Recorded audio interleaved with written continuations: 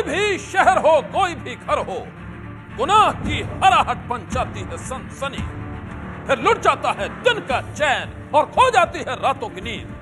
देखते हैं गुनाह की काली दुनिया की सबसे बड़ी सनसनी। दाऊद का फोन पर सौदा, फिक्सिंग के खेल का सनसनीखेज खुलासा।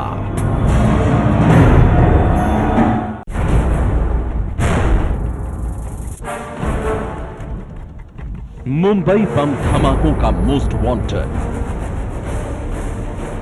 डी कंपनी का boss, underworld don Dawood Ibrahim के इशारे पर हो रहा था आईपीएल में स्पॉट फिक्सिंग का खेल।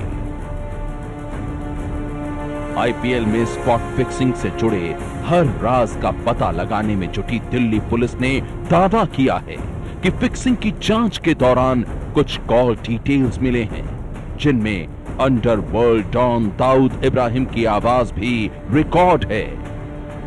उस बातचीत में डॉन फोन पर किसी से सौदा करने को कह रहा है। एबीपी न्यूज के पास भी बातचीत के कुछ अंश मौजूद हैं। फोन पर रिकॉर्ड हुई वो बातचीत उस वक्त की है जब दुबई में रहने वाले डॉक्टर जावेद चटानी नाम के शख्स ने दाऊद से फोन पर बात की थी। दाऊद और जावेद के बीच ये बातचीत अप्रैल में हुई थी। सलाम भाई, वो $7 मिलियन का ऑफर दे रहा है। 8 मिलियन से कम नहीं लेना। ओके भाई। मेरे पास उसने 9 मिलियन बोला था, मैंने कहा 8 मिलियन से कम नहीं लूंगा। ओके भाई, मैं 8 मिलियन बोलकर छोड़ दूंगा।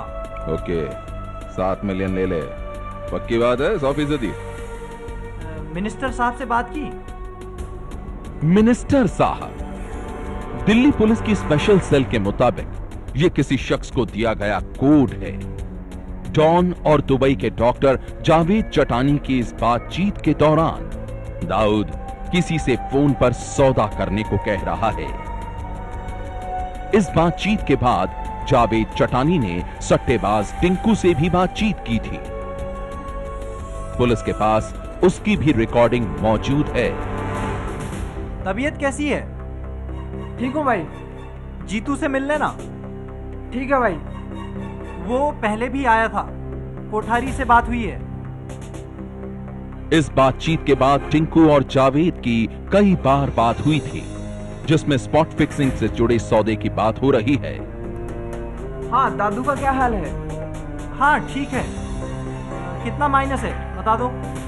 कोई मसला नहीं है, जितना चाहिए वो मैनेज कर लेंगे। शुक्रवार। वो कल के बाद धर्म कर्म की बात है।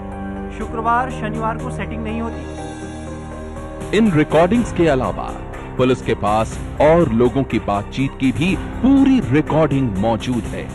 श्रीशांत के दोस्त जीजू जनार्दन और सट्टेबाज अमित के बीच भी स्पॉट फिक्सिंग को लेकर हुई बातचीत का खुलासा पुलिस पहले भी कर चुकी है।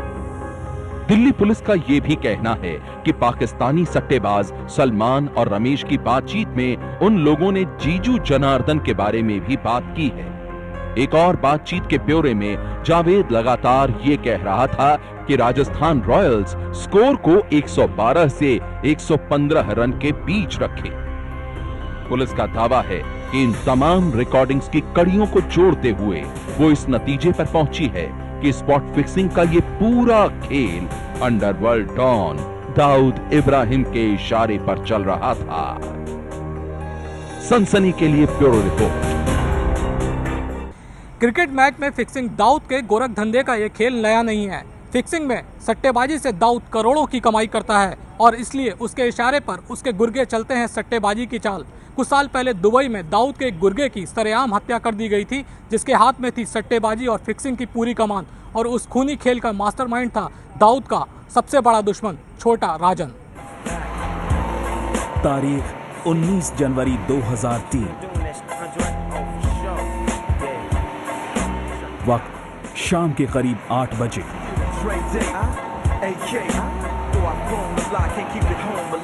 जगह इंडिया क्लब दुबई।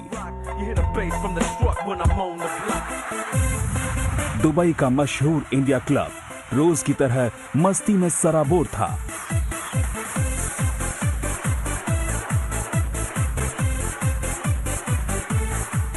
दुबई और शारजाह में रहने वाले तमाम भारतीय नागरिक अक्सर इस क्लब में शाम बिताने चले आते हैं। हमेशा की तरह उस दिन भी कुछ लोग बिलियर्ड्स की रंग बिरंगी गेंदों पर निशाना साध रहे थे।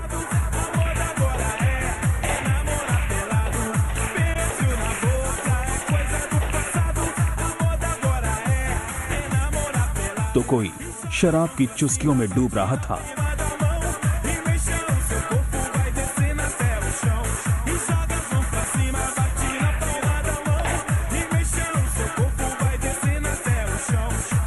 तभी हर तरफ मच गई थी अफरा तफरी। इससे पहले कि लोग कुछ समझ पाते, हत्यारे अपना काम कर फरार हो गए। और जब भीड़ छटी तो फर्श पर नजर आई एक शख्स की लाश। आखिर कौन थे शूटर और कौन था वो शख्स जो इनकी गोलियों का शिकार हुआ? दुबई पुलिस ने जब इस मामले में अपनी तहकीकात शुरू की तो ये जानकर दंग रह गई कि ये लड़ाई दो ऐसे लोगों के बीच की थी जो कि दुबई के नहीं थे, लेकिन अपना हिसाब दुबई की जमीन पर चुकता कर रहे थे। शूट आउट की तहकीकात में जुटी दुबई पुलिस को पता चला कि गोलियों का शिकार हुआ शख्स दुबई का एक बड़ा होटेलियर और बिजनेसमैन शरद शेट्टी था। लोग उसे अन्ना शेट्टी के नाम से भी जानते थे, पर इस पहचान के अलावा शरद शेट्टी की एक और पहचान थी। ये पहचान उसे अंडरवर्ल्ड ने दी थी। शरद शेट्टी अंडरवर्ल्ड डॉन दाऊद इब्राहिम के खास गुर्गों में से एक था। दाऊद हालांकि साल 2001 में ही दुबई से अपना ठिकाना बदलकर कराची चला गया था। ऐसे हालात में दुबई में दाऊद का सारा कारोबार शरद शेट्टी ही संभालता था। दुबई पुलिस को यह भी सुराग मिले कि शरद शेट्टी को मरवाने में दाऊद के जानी दुश्मन छोटा राजन का हाथ है। ड्रग्स का उसका मेन काम रहा है। ड्रग्स से ऐसा ऐसा उसने हॉस्पिटैलिटी सेक्टर में गया, पहले एक छोटा होटल बनाया, फिर बड़ा होटल बनाया, रेस्टोरेंट्स खोले उसने वहां पे दुबई में। जब दाऊद इब्राहिम को मुंबई और हिंदुस्तान की पुलिस के दबाव में दुबई छोड़कर पाकिस्तान शिफ्ट हो जाना पड़ा, उसके बाद भी दुबई में शरद शेट्टी के रहते दाऊद इब्राहिम गिरोह की जड़ें बहुत गहरी थीं। दुबई की पुलिस दाऊद इब्राहिम और छोटा राजन की दुश्मनी से वाकिफ थी। दाऊद इब्राहिम ने दुबई के शेखों और वहां के ताकतवर लोगों को खुश करके अपना तगड़ा नेटवर्क बना लिया था। वो सोच भी नहीं सकता था कि दुबई की जमीन पर छोटा राजन उसके खिलाफ किसी ऑपरेशन को अंजाम दे सकता है, लेकिन छोटा राजन ने इस ऑपरेशन को अंजाम दिया। ये वो ऑपरेशन था जिसकी तैयारी छोटा राजन पिछले 3 सालों से कर रहा था। राजन को बदला लेना था। बदला 15 सितंबर 2000 को बैंकॉक में खुद पर हुए हमले का।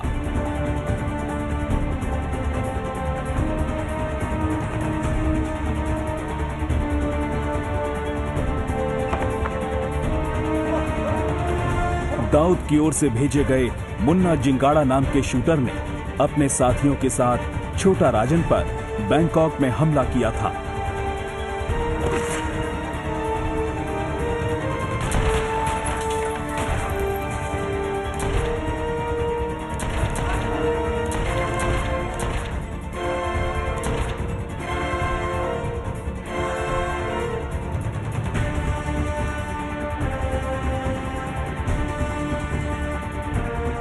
इस हमले में राजन तो बच गया, लेकिन उसका खास साथी रोहित वर्मा मारा गया था।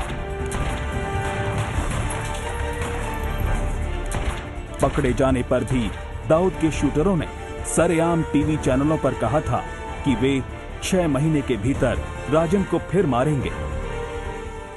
राजन को फिर मारेंगे। कहां से आए थे मारने के लिए? हम लोग देखो और पहचानो पाकिस्तान। किसको भेजा किसने था? शकील बॉस। और कितना पैसा मिला था? पैसे का थोड़ी ना सौदा है, दुश्मनी। इस वारदात के बाद से राजन बदले की आग में झुलस रहा था। उसे बदला लेना इसलिए भी जरूरी लगने लगा क्योंकि हमले के बाद से उसकी इमेज एक कमजोर डॉन की हो गई थी। और अगर कोई डॉन कमजोर है तो फिर वो डॉन कैसा? ऐसे डॉन से कोई डरेगा क्यों? और फिर खौफ की बुनियाद पर टिका उसका जबरन उगाही का काला कारोबार चलेगा कैसे? राजन के लिए दाऊद से बदला लेना ही अब अंडरवर्ल्ड में अपने वजूद को बरकरार रखने का आखिरी रास्ता था। ये पैसे का खेल है और सुप्रीमेसी चाहिए उनको, जिसका जितना बड़ा नाम होगा उतनी बड़ी कमाई होगी। और अगर आप पीरियोडिकली समय समय में कुछ नहीं करते हो तो आपका जो इमेज है वो खराब होने लगता है। छोटा राजन का जानी दुश्मन था दाऊद इब्राहिम। फिर उसने बादशाह को छोड़कर प्यादे को क्यों अपना निशाना बनाया? आखिर शरद शेट्टी ही क्यों बना उसका निशाना? राजन और डी कंपनी की बदले की इस जंग को समझने के लिए डी कंपनी के ताने बाने को समझना जरूरी है। दाऊद ने गिरोह में अपने खास गुर्गों को अलग अलग जिम्मेदारियां सौंप रखी थी। बिल्डरों और कारोबारियों को धमकी भरे फोन करने का काम छोटा शकील का था।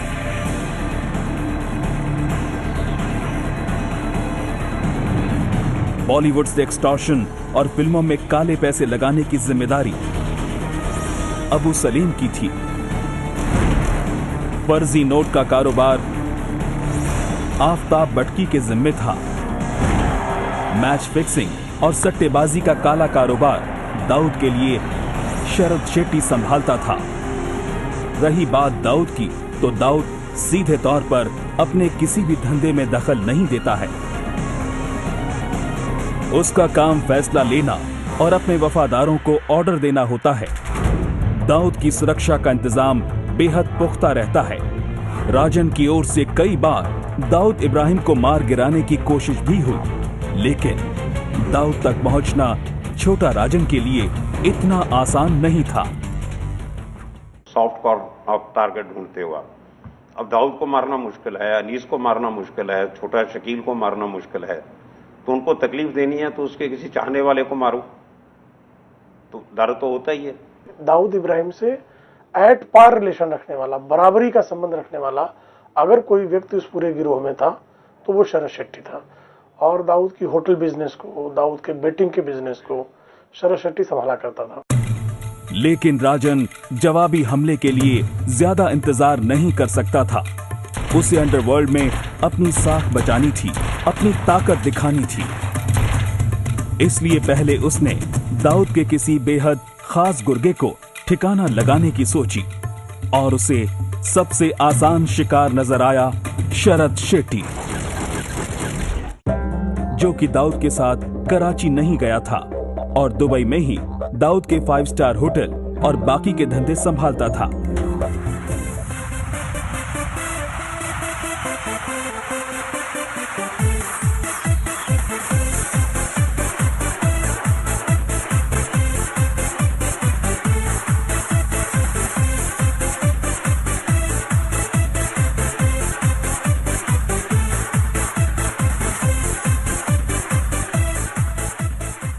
उसमें एक मैसेज भी होता है। जब आप एक सॉफ्ट टारगेट को मार देते हो तो उसके जो पीछे लोग हैं उनको एक मैसेज मिलता है कि अगर हम इसको मार सकते हैं तो तुम ही मार सकते हैं। तो ये एक पीयर साइकोसिस क्रिएट करने का एक तरीका भी होता है। उन्हीं दिनों दाऊद गिरोह के लिए ही काम करने वाले मुतप्पा राय की शरद शेट्टी से अनबन हो गई थी। माना जाता है कि छोटा राजन ने इसी अनबन का फायदा उठाया। मुतप्पा राय ने छोटा राजन का साथ दिया और राजन ने शरद शेट्टी को मारने के लिए 6 आदमियों का एक दस्ता समुद्र के रास्ते दुबई भेज दिया। और प्लान अचूक था, शरद शेट्टी मारा गया। शरद शेट्टी को मारकर राजन ने दाऊद को तो झटका दिया ही, साथ ही साथ वो शरद शेट्टी से अपना एक पुराना हिसाब किताब भी चुकता कर चुका था। जब से छोटा राजन गैंग की और दाऊद इब्राहिम गैंग की दुश्मनी चल रही है, उसमें सबसे बड़ा झटका अगर कोई दिया गया छोटा राजन की तरफ से तो शरद शेट्टी की हत्याकांड को अंजाम देना। छोटा राजन और शरद शेट्टी के बीच दुश्मनी उन दिनों से ही शुरू हो गई थी जब छोटा राजन दाऊद गिरोह के लिए काम करता था। माना जाता है कि 1991 में छोटा राजन ने दाऊद की मर्जी के खिलाफ शिवसेना के नगर सेवक खीम बहादुर थापा की हत्या करवा दी थी। इससे खफा होकर दाऊद ने धीरे धीरे छोटा राजन को साइडलाइन करना शुरू किया और शरद शेट्टी का कद गिरोह में बढ़ने लगा। बस तभी से छोटा राजन शरद शेट्टी से खार खाए बैठा था। यह भी माना जाता है कि बैंकॉक में छोटा राजन का ठिकाना दाऊद के शूटरों को शरद शेट्टी ने ही बताया था। शरद शेट्टी कर्नाटक का था, लेकिन मुंबई में बियर बार और रेस्टोरेंट चलाने वाले कन्नड़ लोगों के बीच उसकी अच्छी पैठ थी। मुंबई के ऐसे कई रेस्टोरेंट और बार में राजन के लोगों की साझेदारी भी थी और कईयों से राजन के लोग वसूली भी करते थे। इन्हीं में से एक था चेंबूर का बार मालिक विनोद शेट्टी, जो छोटा राजन का करीबी माना जाता था। राजन थाईलैंड में कहां रहता है, कब किससे मिलता है, कहां जाता है, इस सब की जानकारी भी विनोद शेट्टी को रहती थी। शरद शेट्टी ने अपने नेटवर्क का इस्तेमाल करते हुए विनोद शेट्टी को साथ मिला लिया और विनोद शेट्टी की टिप पर ही दाऊद के शूटर बैंकॉक में राजन को ढूंढने और उस पर हमला करने में कामयाब हुए। लेकिन हमले में राजन बच गया।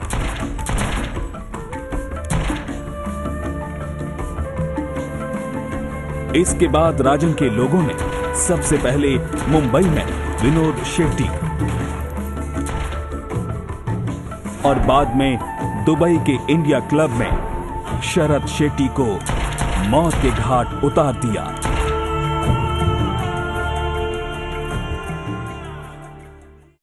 उस दुल्हन की हाथों की मेहंदी अभी छूटी भी नहीं थी, उसकी जिंदगी की अभी नई शुरुआत भी नहीं हुई थी कि अचानक एक दिन उस दुल्हन की रहस्यमय मौत की खबर ने सबको सन्न कर दिया। अब पुलिस की तफ्तीश में सामने आई है मौत की एक खौफनाक कहानी।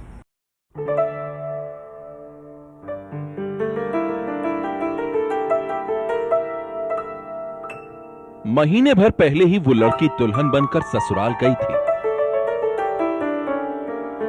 और अब ससुराल से आई है उस लड़की की मौत की खबर।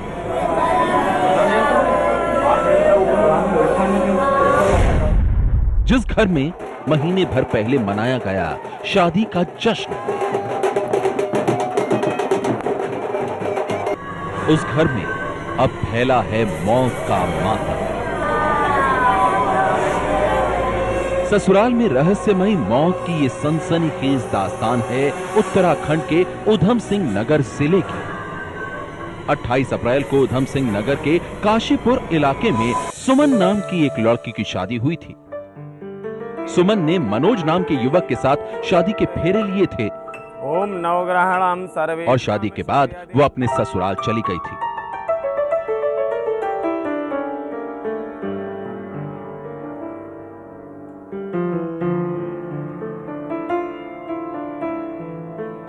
सुमन के घर वालों ने सोचा था कि उनकी बेटी ससुराल में खुश होगी, लेकिन शादी के तुरंत बाद ही ससुराल की हकीकत सामने आने लगी।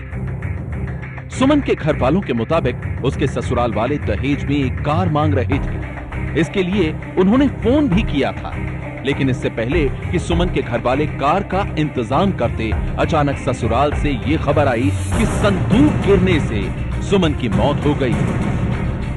इसको शादी भी 28 अप्रैल को हुई थी और इसको शुरू से ही हम पहले दहेज की मांग की थी। उन्होंने कुछ उनकी डिमांड पूरी कर दी हमने।